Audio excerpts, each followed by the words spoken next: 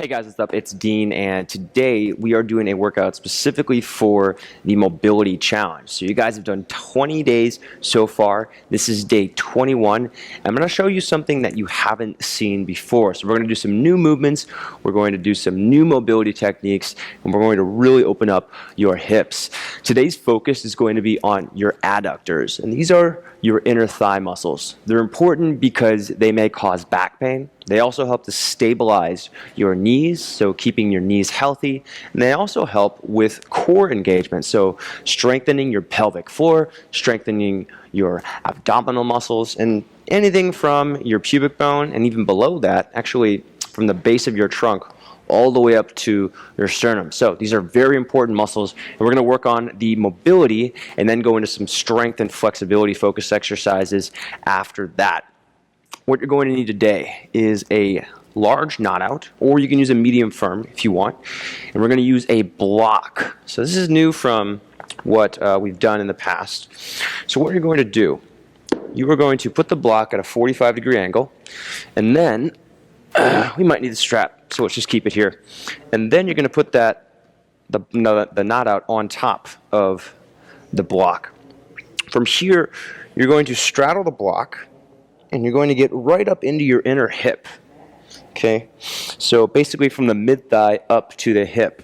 And now I'm just going to roll all the way up to my groin, all the way up to my pubic bone, or all the way up to as close as I can to my groin.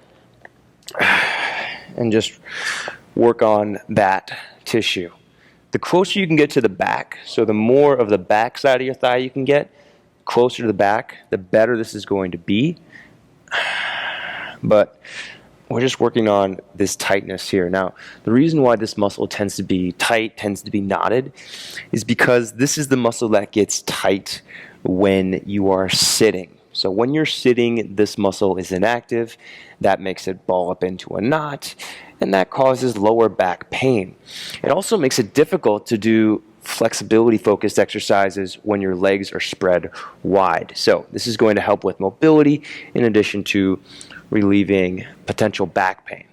So we're just going to spend some time working on this inner groin, and again, from kind of the mid-thigh up through all the way up to the groin. And we want to get right on top of the large ball here. So we want to get right on top of one of these, the points on the knot out. If you're using a medium knot out, that's fine. And you should be able to get it just as well, or maybe not just as well, but you should still be able to get it pretty well.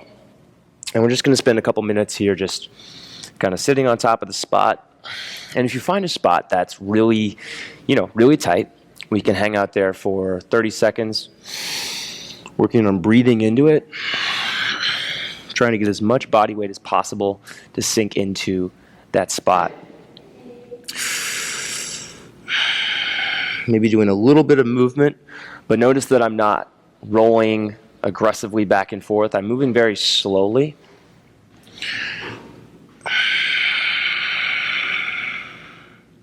And the benefit of having the block up there is that I don't have to go down as low, and I can access the adductor much easier, much more easily. All right. That should be good. Now, if you feel like you're still getting a lot out, go ahead and do it for another minute. We don't want to spend more than 5 minutes in any particular spot, though. So 5 minutes max, but I'm going to move on at this point. Again, if you want to keep going, just press pause. So now let's go the opposite side. We're going to bring the block out, again, at that 45-degree angle. I'm going to put this on top, straddle the block, get right into the inner thigh, and then slowly go from the inner thigh all the way up to the groin. And that might be fun at first, trying to figure out how you're going to balance this on top of the block. If you have something else, you can try using that. That's just the tools I have, so the block should work just fine. And again, the more you can get toward the backside, the more inner thigh, or the more toward the hamstring, toward the back of the thigh you can get while doing this, the better it's going to be. And also, because this is mobility, we want to focus on relaxing. You want to make sure that you're not super tense as you're doing this, but again, relaxing into it. So you'll also notice that one side is going to be tighter than the other, and that's because, as you know at this point, you've got one dominant leg. That leg is going to be used more, and that leg is going to be more sore because the muscle is more active. That doesn't always mean that that muscle is tighter. In fact, very often that muscle is more mobile than the less dominant leg, but it will mean that that muscle is going to be more tender to the touch. So this might be more difficult on one side than the other. All right, so now I found a pretty good spot here. So I'm just gonna relax as much weight as I can onto it for the next 30 seconds. Using my breath to help me relax, breathing in and out of the nose, maybe slowly moving in that one spot, just 1 inch back and forth.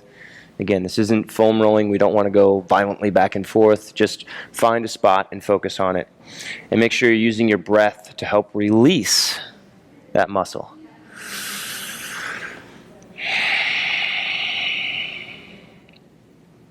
I'm going to do about 30 more seconds. Maybe move a little bit up or a little bit back. Just get a new spot. Remember, we can do this for about 5 minutes in that one area. I wouldn't do any longer than that. So again, easy breathing in and out of the nose. You can get, again, all the way up to the groin with this. In fact, that insertion point where the adductor plugs into your spine, right at the end of your leg, at the very inner thigh, all the way at the top of your groin, is a very good spot to target. That is where muscle can tend to form knots. So, all right, and again, you can spend a few more minutes or a couple more minutes here. We've probably done about 2 or 3 minutes so far on this one side. You can spend a total of 5 minutes on this. All right, we are going to move out of this now. Go ahead and take the block out, and let's do a little bit of spine warm-up. So we've done a lot of mobility. Let's get your spine active so that we can go through an effective full body workout. All right, and from here, moving on to your back, get a block. That block just magically appeared out of thin air, I know. Squeeze the block between your thighs, put it all the way up, so as close as you can toward your groin. Maybe on the thinner setting, maybe on the higher setting. Push your inner thighs toward one another. Press your lower back toward the ground, and then push your hands into your thighs back into your hands. Try to lengthen the front side of your torso and keep your head all the way back. So you want to keep your torso, the front side of your body, as long as possible. The front side of your torso as long as possible. Try to keep your hips level as well. Make sure that one hip isn't coming in front of the other, or you've got one lower than the other, but they should be even. So warming up your spine, warming up your hip flexors by pushing your hands into your thighs and squeezing the block between your thighs to really warm up your adductors. All right, and then release. Let's go ahead and move into a bridge from here. Plant your feet, tighten your core, bring your hips up, arms along your sides, thighs internally rotated, ribs drawn in toward one another. So I'm trying to get a straight line from my knees to my shoulders. I'm not creating a big balloon or arch through my chest, but again, keeping the ribs drawn in. Try to keep that straight line, especially from pubic bone through the shoulders.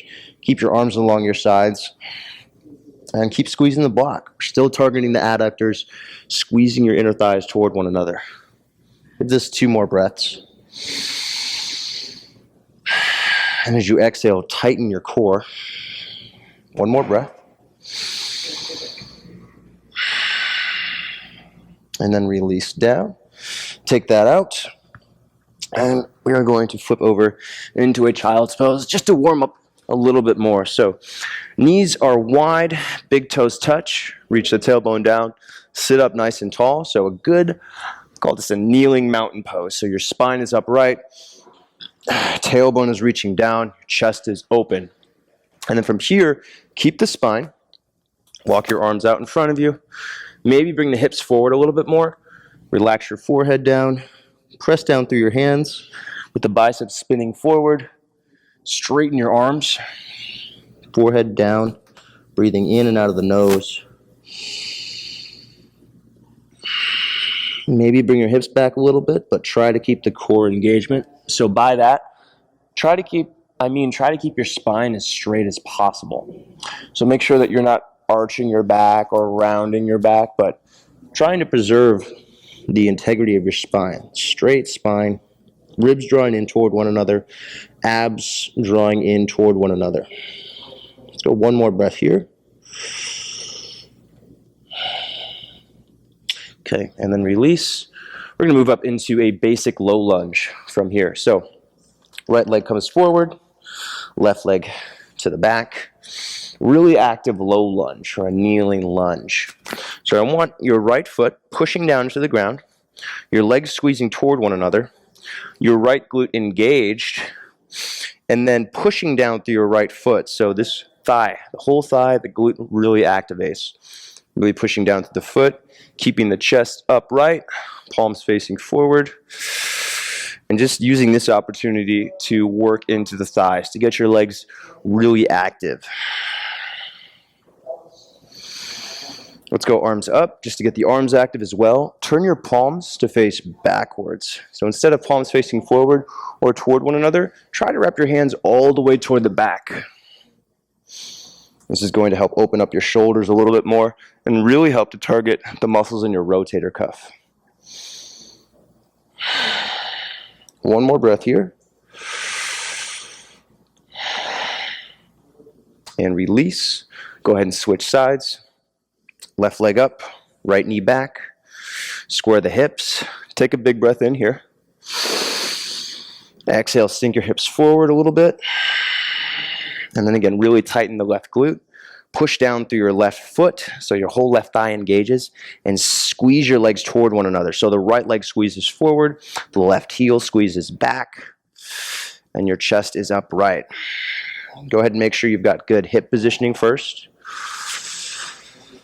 Maybe sink in a little bit deeper with the exhale. And then bring your arms up. Turn your palms to face backwards. So we've got opening through the rotator cuff and also opening up through the back. Keep your neck back. So make sure that as your arms come forward, you're not bringing your head forward like this, but keeping your neck toward the back. The reason we might tend to do that is our goal is to get the arms overhead. But if we have our head forward like this, it makes it seem like we've gotten our arms all the way up. So if we put the head back, now we force ourselves to keep a good spine. All right, go ahead and release. And then from here, we're going to go into a wide-legged position. So legs go wide, push into the outer edges of your feet. If you have a block, we can use that. Let's put that right in front of the mat, facing sideways. Press into the outer edges of your feet, reach your tailbone down. And then from here, fold, keeping your spine long, keeping the quadriceps engaged. So really squeezing your thigh muscles. Squeezing muscle to bone is a good description of this.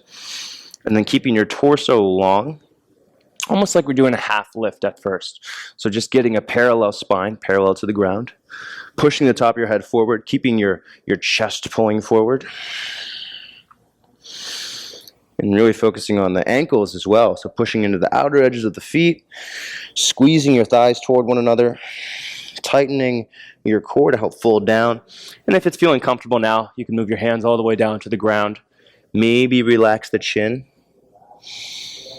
Keep your biceps facing forward if your hands are on the ground. We want to keep good shoulder positioning no matter what we're doing.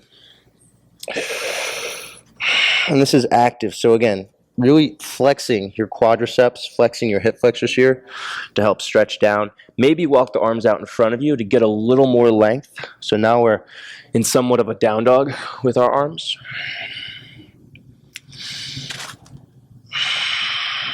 One more breath here. All right, and then walk your hands back in. Pull your chest forward just like you're doing a half lift. So upper back parallel to the ground. And then bring it all the way back up.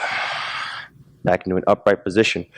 Here we're going to go into a warrior two. So turn the right leg out.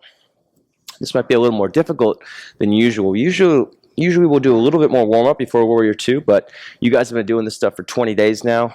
Also, we did a lot of work on the adductors already, so when you do work like that, mobility work like that, that is warming up your muscles. That is helping you warm up. So we might not have to do as much warm-up when we're doing the not-out stuff. That helps to break down the muscle fibers and to warm up.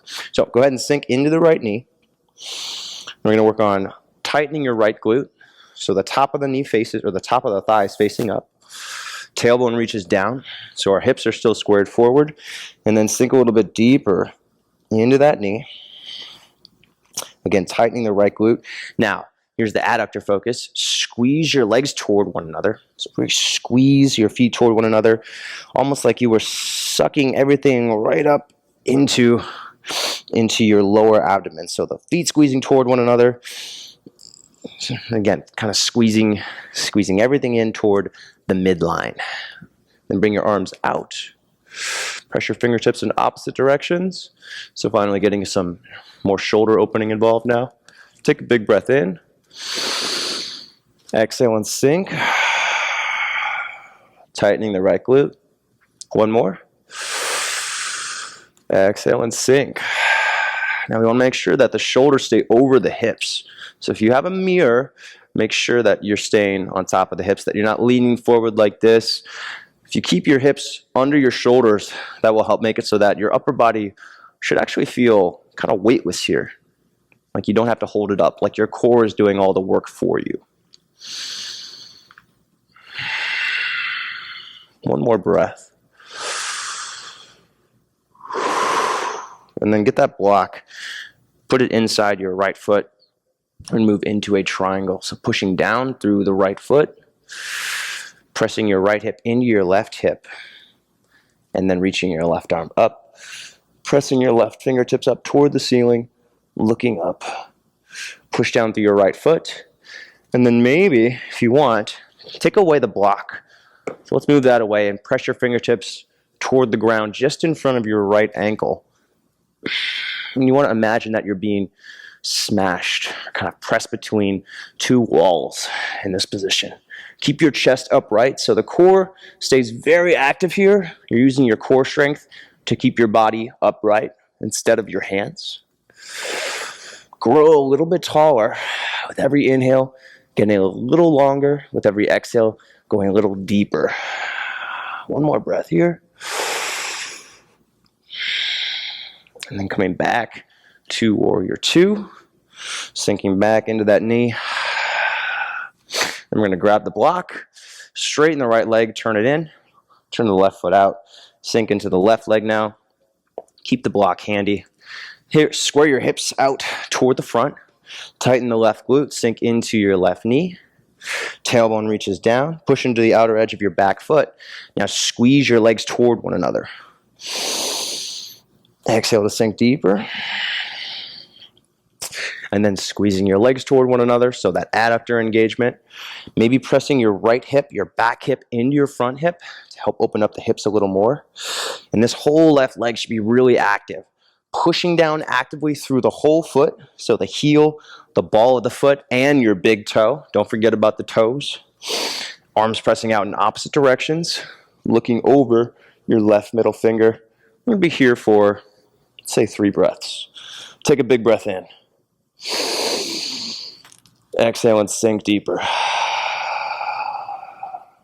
Again. Exhale to sink deeper. One more breath here.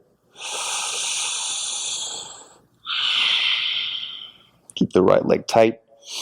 Keep the arms pressing in opposite directions. And then bring your block inside the left foot. Push your left hip into your right hip, starting to straighten your left leg. You don't have to lock it out. Just straighten it to the point where you're getting a good stretch on the inner left thigh. And then reach your right arm up. And again, pretending that we're between 2 walls here. So make sure that your butt isn't going way out behind you, or you're not bringing your hips forward, or not bringing your chest too far forward. You actually want to pull the chest back. That way, you're more in alignment. And really pressing the right fingertips up And then if you want to, removing the support from the block, so getting your hands away from the block. So we have to use the core strength to lift now. Pressing your fingertips up, looking all the way up the ceiling, so getting some nice range of motion through the neck as well, but really targeting this inner left thigh that we did a lot of work on right at the beginning with that mobility work with the large knot out. Got 2 more breaths here. Keep breathing. Breathing deep in and out of the nose.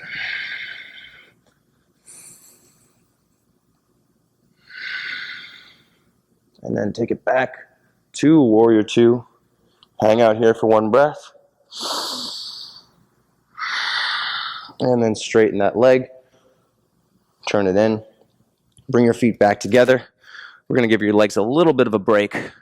Thanks for joining me for this workout today. Make sure you subscribe. We put out lots of videos like this on a very regular basis. And to get full access to all of my workouts, my programs, tutorials, and more, head to manfulyoga.com, sign up for a 7-day trial. It's just $1. Thanks again for joining me, and I'll see you on the next video.